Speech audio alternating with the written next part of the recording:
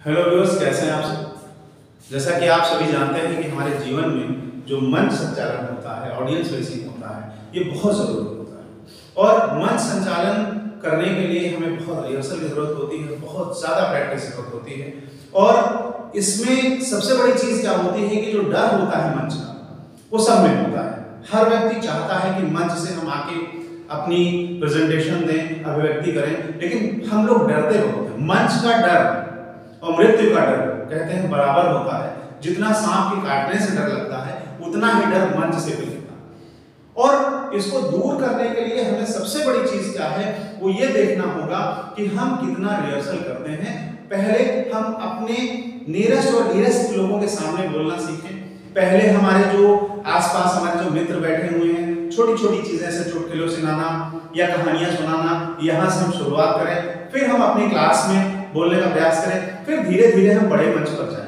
पहले हम छोटे टॉपिक्स पे शुरुआत करें, जैसे कि स्टेज पर आप थॉट ऑफ द डे बोल सकते हैं, न्यूज रीडिंग में जा सकते हैं, और ऐसे ही धीरे धीरे किसी प्रेजेंटेशन से शुरुआत कर सकते हैं। लेकिन जब तक आप मंच का हिस्सा नहीं बनेंगे, जब तक आप मंच पे आएंगे नहीं, तब तक डर खत्म नहीं होगा।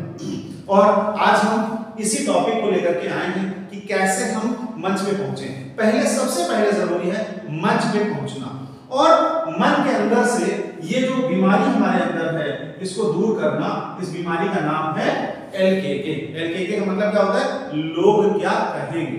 ठीक है, इस चीज से आप बिल्कुल निश्चिंत हो जाइए। ये मत सोचिए कि लोग क्या कहेंगे, तभी आप आगे बढ़ सकते हैं जीवन में, तभी आप मंच से अच्छे से मंच संचालन कर सकते हैं। ठीक, अब मंच संचालन में सबसे बड़ी चीज क्या होती है, कैसे आप मंच पे जाएंगे और किन चीजों का मंच पे जाएंगे तो ध्यान रखेंगे, अपनी ऑडियंस को कैसे आप अट्रैक्ट करेंगे, कैसे उनसे आप बात करेंगे। तो सबसे पहला जो इसमें कंटेंट है वो है आई कांटेक्ट। ठीक, मंच संचालन में हमारा जो आई कांटेक्ट है, ठीक है, अगर छोटी ऑडियंस है या बड़ी ऑडियंस है, कैसे आप देखेंगे।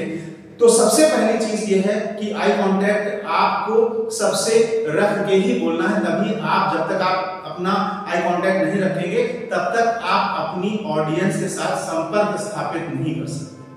ठीक है, भले ही बहुत बड़ी ऑडियंस है, फिर भी सामने वालों का कुछ एक्सप्रेशन आपको दिखाई देता है। छोटा है, क्लास में बोल रहे हैं, तो आपको पता चलेगा। और आई कांटेक्ट रखेंगे तो कोई आपसे नजर हटा नहीं पाएगा। जब हटा नहीं पाएगा या उसके विचारों को आप जानते रहेंगे, तभी आप जानेंगे कि आपकी ऑडियंस आपकी बातों में इंटरेस्ट ले रही है या नहीं। अब सबसे बड़ी बात ये होती है कि आई कांटेक्ट कितनी देर का होना चाहिए। ठीक, तो आई कांटेक्ट जो हमारा है वो मिनिमम 3 सेकंड और मैक्सिमम 8 सेकंड का होना चाहिए।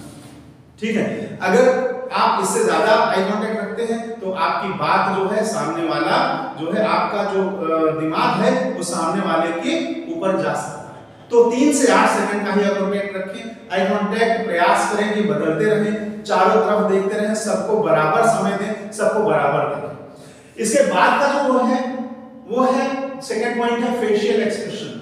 ठीक, अब आप केवल देख रहे हैं, फेशियल एक्सप्रेशन चेंज नहीं कर रहे हैं, तो आपकी ऑडियंस बोर होगी। ठीक, तो कभी आप सीरियस मैडम तो आप सीरियस हो जाइए, कभी हंसने की बात है, कभी आप प्रश्नवाचक मुद्रा में आ जाइए।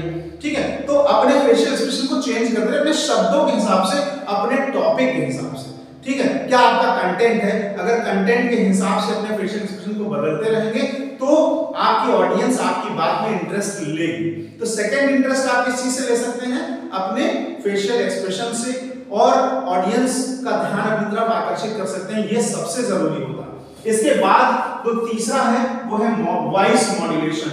लोग एक ही टोन में बोलते रहते हैं, एक ही टोन में अपनी बात कहते रहते हैं। अगर वॉइस मॉड्यूलेशन, कभी आपने धीमा बोलना, क्या आप जानते हैं, या आप बोल सकते हैं क्या आप जानते हैं। ठीक है, ऐसे आप अलग अलग उसमें बातों में, अलग अलग कंटेंट में अपनी वॉइस को धीमा या तेज जरूरत पड़ने पर करते रहें, जिससे अगर कोई सो भी रहा होगा ऑडियंस के बीच में तो जग जाएगा अचानक से, जब आप तेज या धीमा बोलेंगे तो।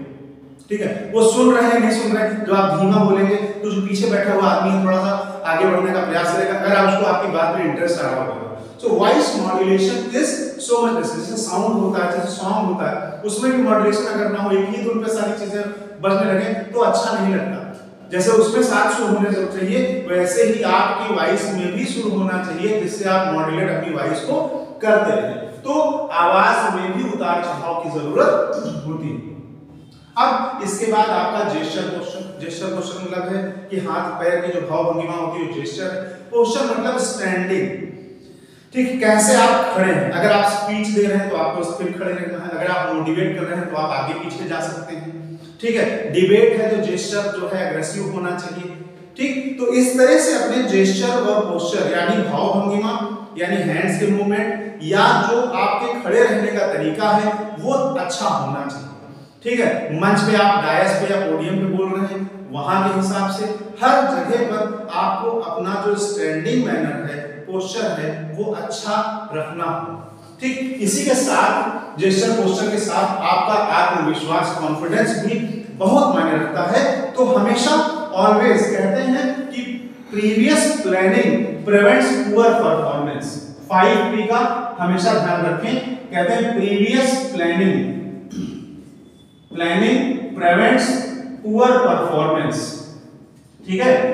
इसको हमेशा ध्यान रखें तो आप हमेशा जो है मंच से अच्छा बोल पाएंगे, ठीक है। तो previous planning is so much necessary. Previous पहले से तैयारी करके रखेंगे तो आपकी परफॉर्मेंस जो है अच्छी होगी, खराब नहीं होगी, इसी का ध्यान रखें। तो कॉन्फिडेंस के लिए previous planning is so much necessary. इसके बाद अब बारी आती है कंटेंट की, जो सबसे महत्वपूर्ण है, और कंटेंट से ही आप अपनी ऑडियंस को बांध सकते हैं, ठीक है। Eye contact, facial expression, voice modulation, gesture, posture, confidence, planning. After that content is so much necessary.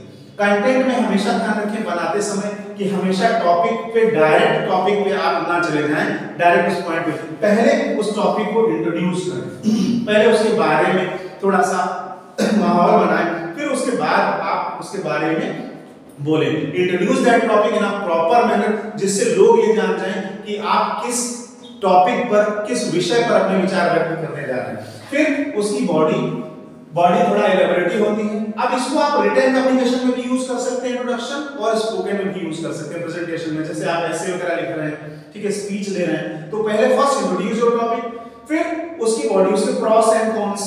Pros and cons मतलब है कि उसके पक्ष और विपक्ष रखने का प्रयास करिए, ठीक है। उसमें अच्छाइयां बुराइयां रखने का प्रयास करिए, उसके प्रभाव किन किन लोगों पर कैसे पड़ सकते हैं किसी भी टॉपिक पर। इस तरह से आप अपने टॉपिक को प्रिपेयर कर सकते हैं। और हमेशा जब कोई जो है प्लेन होता है, जब वो उड़ान भरता है, टेक ऑफ करता है, फिर जर्नी के दौरान होता है, तो लैंडिंग के बिना वो प्लेन क्रैश हो जाएगा। इसी तरह से इंट्रोडक्शन, बॉडी और कंक्लूजन के बिना आपका काम खत्म हो जाएगा। तो हमेशा टॉपिक को इंट्रोड्यूस करें, अच्छे से उसको एलैबोरेट करें, नियत समय में। ये भी जरूरी है कि ये नहीं कि आपने स्टार्ट किया और कितनी भी देर तक बोलते चले गए, दिए गए समय के अंदर उस टॉपिक को कंक्लूड करें और फिर ऑडियंस की राय आप ले सकते हैं, अपना सजेशन एट लास्ट दे सकते हैं। So that's all about audience facing. Hope ये जानकारी आपके लिए महत्वपूर्ण रही होगी। मैं आशा करता हूं कि आप इस वीडियो को सुनेंगे और इसको लाइक, सब्सक्राइब और शेयर भी करेंगे। It is very much important information. Thank you dear viewers, have a good day.